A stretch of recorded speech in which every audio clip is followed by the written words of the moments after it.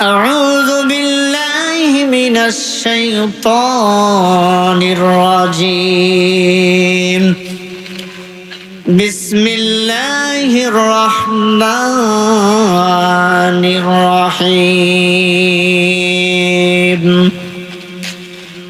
قل إن كنتم تحبون الله فاتبعوني يحببكم الله ويغفر لكم ذنوبكم والله غفور رحيم.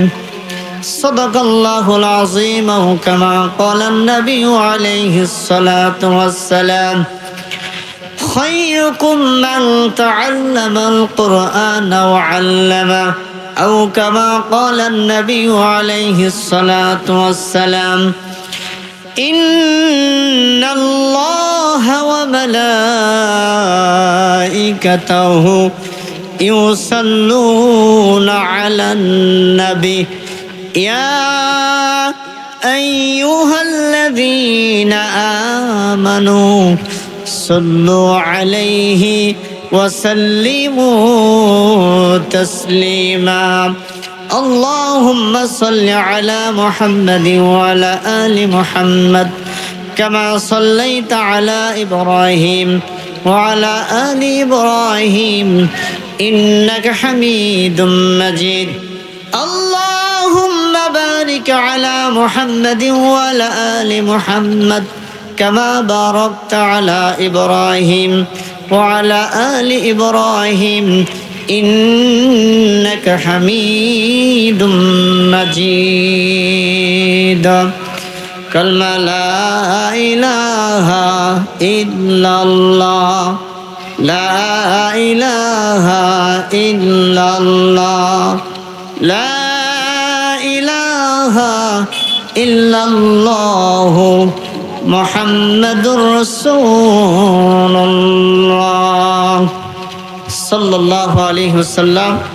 সম্মানিত মহতারাম মুআজ্জাজ উলামায়ে কেরাম, দিন প্রেমিক মুসলমান ভাইরা আমার, পর্দানিশী সম্মানিত মায়েরা এবং বোনেরা, সকলের প্রতি আন্তরিক সালাম। আসসালামু আলাইকুম ওয়া রাহমাতুল্লাহ। মহান আল্লাহ তাআলার দরবারে প্রশংসা জ্ঞাপন করছি যে আল্লাহ তাআলা দুনিয়ামুখী ঝামেলা থেকে ফারেক করে, বহু মানুষের মাঝ থেকে ছাঁটাই বাছাই করে এই জান্নাতের বাগানে আসা বসার তৌফিক দিয়েছেন। সেই জন্য মাবুদের দরবারে কালিমাত শুকর সকলে পড়ছি আলহামদুলিল্লাহ। বিশ্বনেতা বিশ্বনবী সাইয়্যিদুল মুরসালিন খাতামান নবিয়্যিন আপনার নবী জনাব মুহাম্মদ রাসূলুল্লাহ, সকলে পড়ুন সাল্লাল্লাহু আলাইহি ওয়াসাল্লাম। সম্মানিত ভাইরা আমার, সময় স্বল্প, কথা হবে অল্প। আমার সম্মানিত ভাইরা আমার, আমি আপনাদের সামনে একটা আয়াতে কালিমা তেলাওয়াত করেছি। এই কথা আবার দু চারটি কথা বলবো। মা তৌফিক ইল্লা বিল্লাহ, সকলে বলেন আমিন। আল্লাহ তাআলা আয়াতের মধ্যে বলেন: قل إن كنتم تحبون الله فاتبعوني يحببكم الله ويغفر لكم ذنوبكم والله غفور رحيم। আমার আল্লাহ তাআলা কোরআনুল কারীমে ঘোষণা দিলেন, হে আমার নবী, দোস্ত পয়গম্বর, तमाम পৃথিবীর উম্মতকে সুন্দর করে জানায় দিন, যারা আমি আল্লাহর মোহাব্বত পেতে চাই, আমি আল্লাহর ভালোবাসা পেতে চাই, আমি আল্লাহকে ভালোবাসতে চাই, আমি আল্লাহর মোহাব্বত পেতে চাই, ফাত্তাবিউনি, আপনি নবীকে অনুসরণ করেন, ইত্তেবা করেন, আপনাকে ভালোবাসে এবং আপনি নবী যা করেছেন তা দেখে দেখে যেন অনুকরণ করে। ইহবিবিকুমুল্লাহ, আমি তাদের ভালোবাসবো, তাদের মোহাব্বত করব। ইয়াগফির লাকুম, তাদের জীবনে গুনাহ মাফ করব। তাহলে আল্লাহ তাআলাকে ভালোবাসতে গেলে, আল্লাহ তাআলা মোহাব্বত পেতে গেলে নবীর প্রতি ইত্তেবা থাকা দরকার, নবীকে অনুকরণ করা দরকার। নবীকে কেমন অনুসরণ করবেন, অনুকরণ করবেন? বর্তমান সমাজে কিছু মুসলমান দেখা যায় মাথায় টুপি নাই, মুখে দাড়ি নাই, পরনে জুব্বা নাই, তারপরও নবীকে ভালোবাসতে চায়। ভালোবাসা কয়েক প্রকার। নবীকে ভালোবাসতে গেলে, মোহাব্বত করতে গেলে আপনার নেতা, আপনার নবী যা করেছে তা করা লাগবে, আর যা করে নাই তা করা যাবে না। কিন্তু একদল মুসলমান দেখা যায় নামাজ আদায় করে না, কোরআনের পক্ষে থাকে না, আলেম ওলামার পক্ষে থাকে না, ইসলামের পক্ষে নাই, মাদ্রাসার পক্ষে নাই, তারপরও কিন্তু নবী দাবি করে, আল্লাহ দাবি করে। এদের ভিতরে আল্লাহর ভয় নাই, কোরআনের মহব্বত নাই, নবীর মহব্বত নাই, সুন্নত মানে না, সুন্নতের ইত্তেবা করে না, তারপরও নবী দাবি করে। আল্লাহর পয়গাম্বর আপনাকে আমাকে যে নির্দেশনা দেখায় দিলেন সে অনুযায়ী চলা লাগবে। যদি আমি চলতে না পারি তাহলে আপনার আমার কিন্তু অবশ্যই শাস্তির ব্যবস্থা আল্লাহ করেছেন। এই জন্য সম্মানিত ভাইরা আমার, আমি আপনাদেরকে বলে যেতে চাই, এই জন্য মেহেরবানি করে যারা নবীর ইত্তেবা করতে চায় কেমনি ইত্তেবা করবেন আসুন সাহাবা জিন্দেগিতে আলোচনা শোনাই। এই আলোচনা শুনলে বুঝতে পারবেন যারা নবীকে ভালোবেসেছেন, যারা মোহাব্বত করেছেন, যারা ইত্তেবা করেছিলেন, আর সেটা মুবাশশিরা 10 জন সাহাবীর মধ্য থেকে একজন সাহাবীর নাম আমি আপনাদের মাঝে আলোচনা করতে চাই।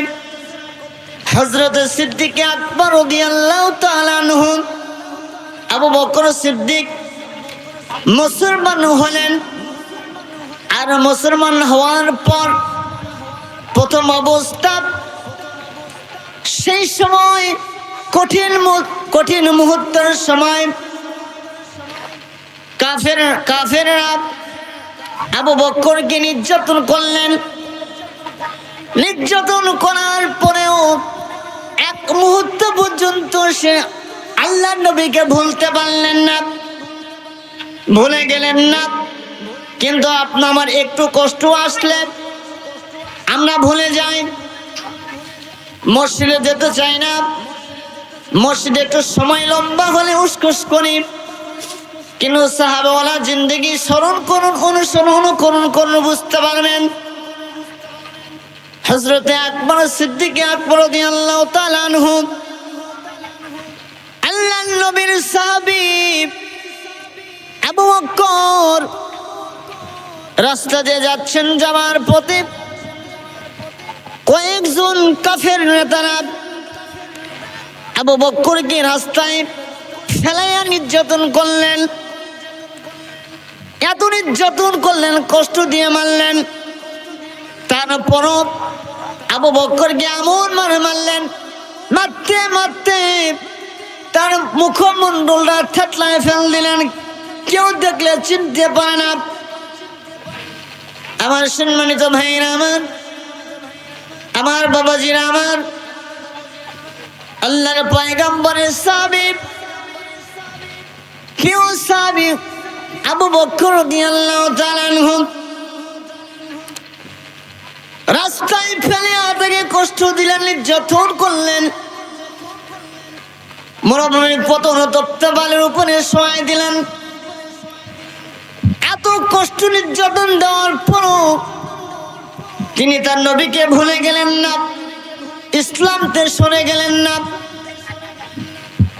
আল্লাহর নবী মুহাম্মদ রাসূলুল্লাহ সাল্লাল্লাহু আলাইহি সাল্লামকে কতটুকু ভালোবাসতেন তারা জীবন দিয়ে প্রমাণ করলেন, কষ্ট দিয়ে প্রমাণ করলেন।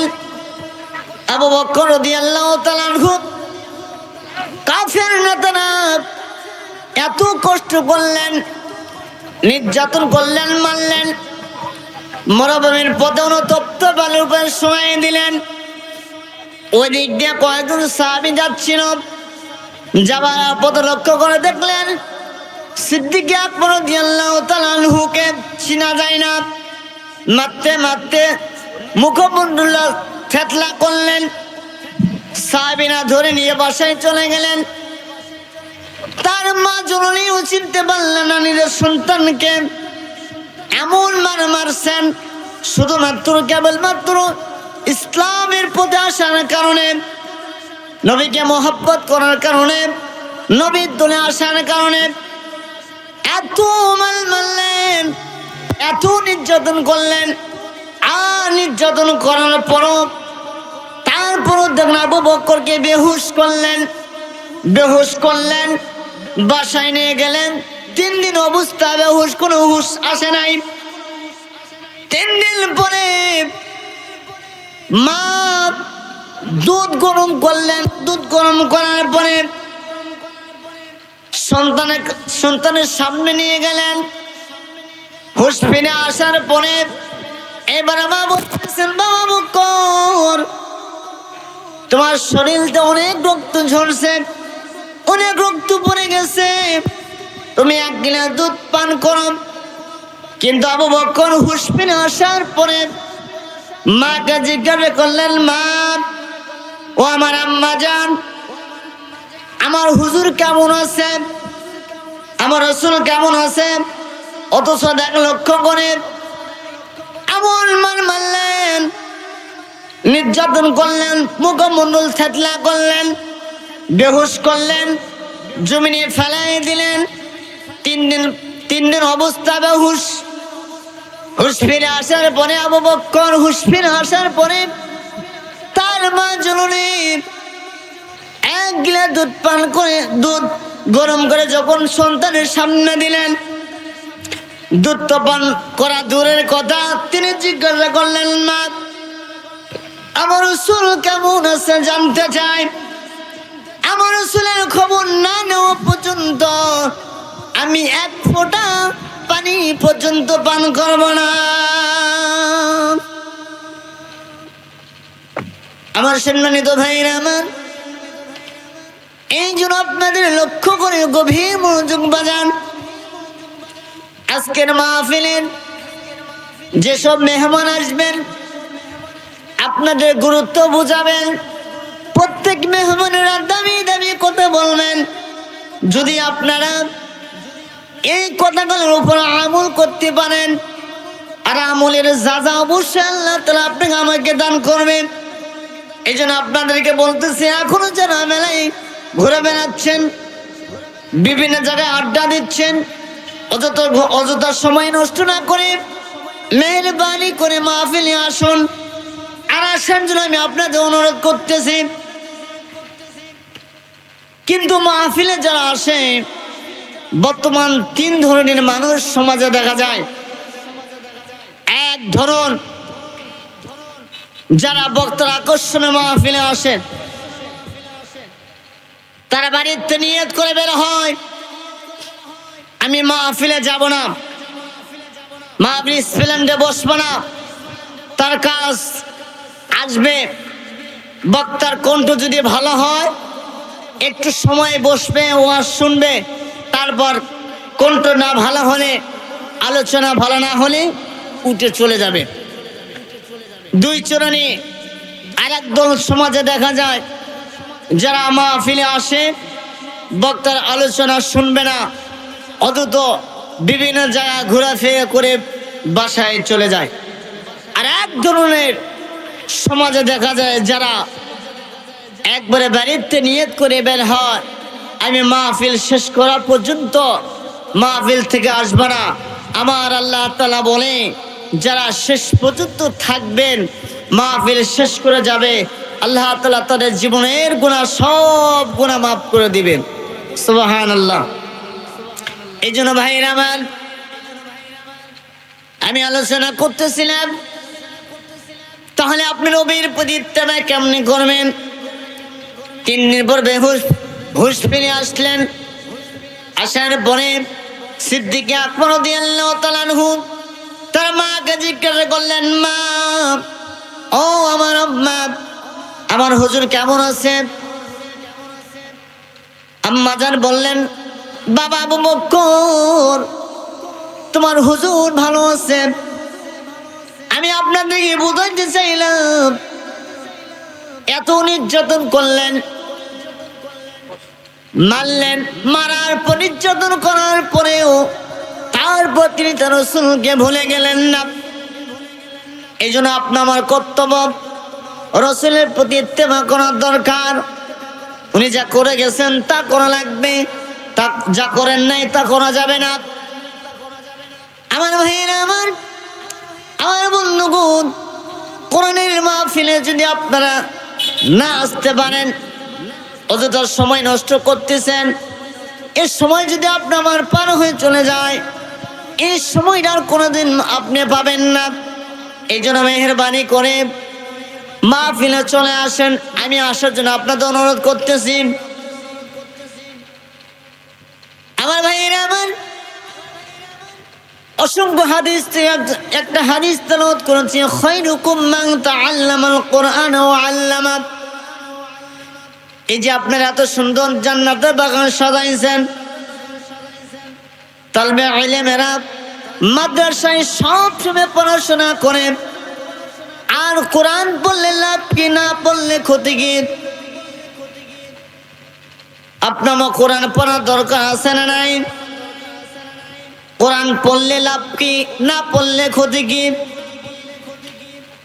মাদ্রাসায় যখন আপনি আমার সন্তানকে দিব, আরে সন্তান যখন আপনি আমার কবরের পাশে দাঁড়ায়া যখন দোয়া করবে, চোখের পানি ফেলাবে, আরে সন্তানের দোয়ার বদলতে আল্লাহ তাআলা আপনি আমার কবরে আযাব মাফ করতে পারে।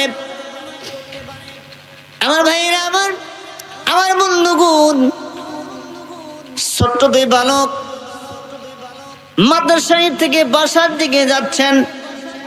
যাবার পথে দুই সন্তান, দুই বন্ধু পরামর্শ করতেছেন, বন্ধু আমার, আমি বাসায় গিয়া আমি আমার বাবার কাছে পড়াশোনায় মিষ্টি খাওয়ার টাকা নিব। এইরকম পরামর্শ করতে করতে দুই বন্ধু বাসার দিকে আসতেছে। হঠাৎ করে রাস্তার পাশে এক বন্ধুর বাবার সাথে দেখা হয়ে গেল। এবার সন্তানকে বুকে তুলে নিলেন, কপালে চোমা খেলেন। এবার ওই সন্তানটা তার বাবাকে পড়াশোনাইলেন। আর পড়াশোনার পরে বাবা এত খুশি, আর খুশি হয়ে বাবা পকেট থেকে 10 টাকা বার করে সন্তানকে দিলেন। সন্তানকে দেওয়ার পরে সন্তান খুব খুশি। দ্বিতীয় বন্ধু বাসায় চলে গেলেন, গিয়ে তার মাকে জিজ্ঞাসা করলেন, মা, আমার বাবা কোথায়? আমি আমার বাবাকে পড়াশোনাবো, মিষ্টি খাওয়ার টাকা নিব। তার মা সন্তানকে বললেন, বাবা, তোমার বাবা ওই যে কোনায় ঘুমিয়ে আছে পুকুরের পাড়ে। অবশেষে সন্তান বুঝতে পারল না। তিনি বুঝতে পেরেছে হয়তো আমার সন্তান সেখানে ঘুমিয়ে আছে।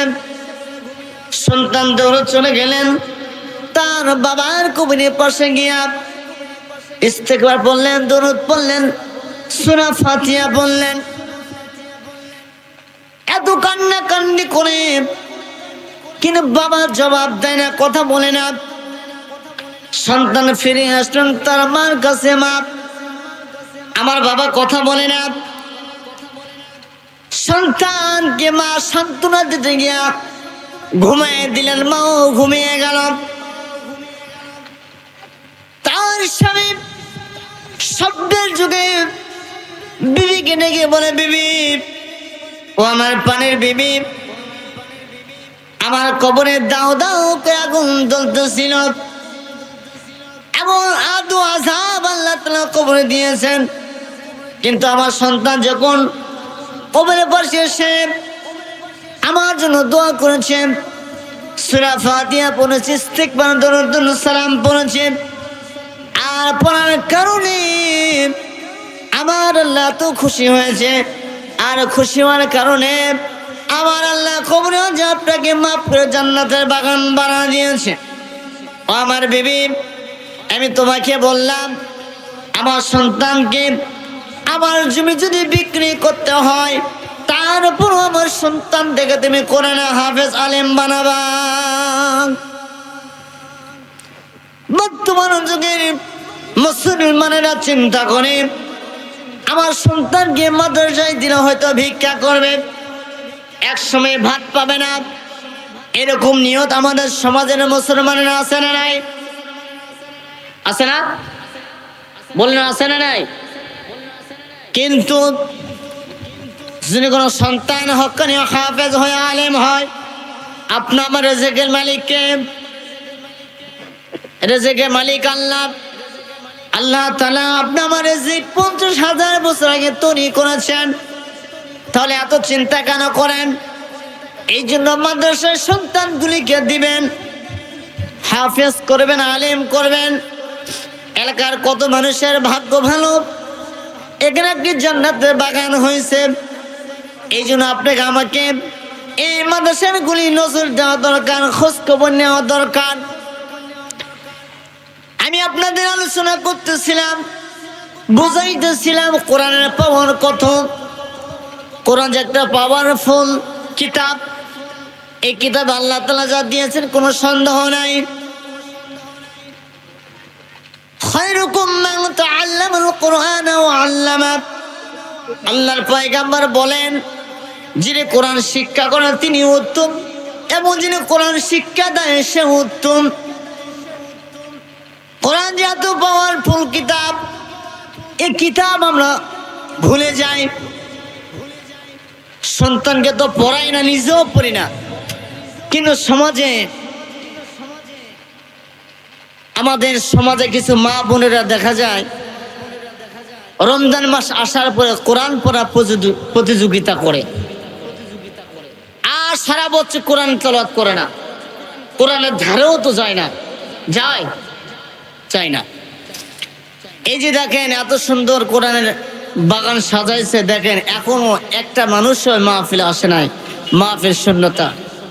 কিন্তু যা দেখেন মার্কেটে, ওই যে মেলায় আসতে দেখলাম কত মানুষ, জায়গা নাই, অথচ মাহফিলে নাই। তাহলে এই মাহফিলের দ্বারা আমাদের কি পরিবর্তন হবে? আমাদের কি পরিবর্তন হবে? পরিবর্তন কি আশা করতেছি? পরিবর্তন আশা করি না। বছরের পর বছর মাহফিল শুনতেছি আমরা, অথচ প্রত্যেকটা মাহফিল থেকে যদি একটি করে আয়াত আপনি অন্তরের ভিতরে সিটিং ফিটিং করতেন, তাহলে আপনার জীবন পরিবর্তন করা সম্ভব। কিন্তু আমরা এক কান্দে শুনি আর এক কান্দে বের করে দেই, দেখি না। ইমানের পথে অবিচল থেকে